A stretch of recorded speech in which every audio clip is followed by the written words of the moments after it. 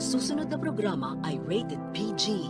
Ito ay nangangailangan ng patnubay at gabay ng magulang para sa mga batang manonood.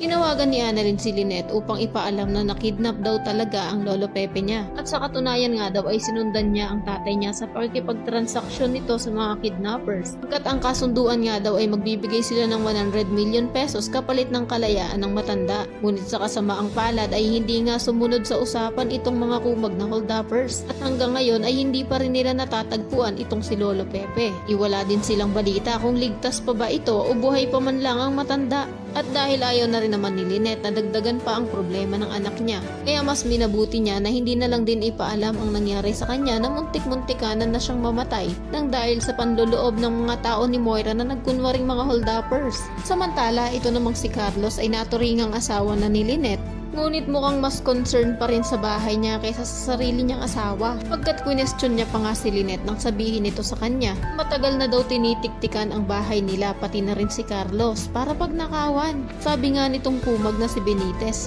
tinitiktikan daw ba o talagang may kasabwat ang mga ito? Paglilinaw niya pa nga na libat ang mga kasama daw ng asawa niya bago pumasok ang mga hold-uppers ay sina Chang Susan at Josa. Kaagad din namang nagalit si Lynette dahil napaka-insensitive ng asawa niya at napakawalang kwenta. Sa tono nga naman kasi ng pananalita nito ay hindi niya nalang diretsuhin na pinagbibintangan niya ang mga kamag-anak ng asawa niya. Sa kabilang banda, nang magkaroon ng pagkakataon si Lolo Pepe na matakasan si Zoe ay hindi niya na ito pinalagpas pa. Kahit pa nga ika-ika ang matanda ay sinubukan niya pa ring tumakbo. Pero nang makaramdam na siya ng labis na pagod at hindi na siya makahakbang, ipinili niya muna na magpahinga sa likod ng isang malaking puno. O dahil dumating nga itong si Balahadja at naghiwalay sila ng landas ni Zoe para mas madali nilang matagpuan ng matanda, kaya madali din namang naabutan ni Zoe ang lolo niya. Ngunit hindi niya inaasahan na bigla pala siya nitong papaputukan ng baril. Nang maramdaman nga kasi ni Lolo Pepe na may nakasundo sa kanya, ay hindi na siya nag-alinlangan pang barilin ito kahit na hindi niya pa napapansin na ang apu-apuhan niya pala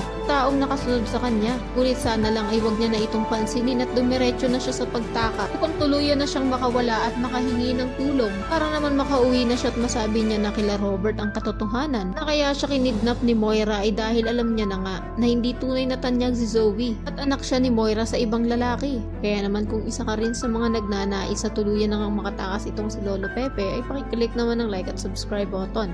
Maaari ka ring mag-iwan ng komento sa ibaba kung isa ka rin sa mga excited na mabulok na sa kulungan itong sina Moira. Maraming salamat sa iyong panonood.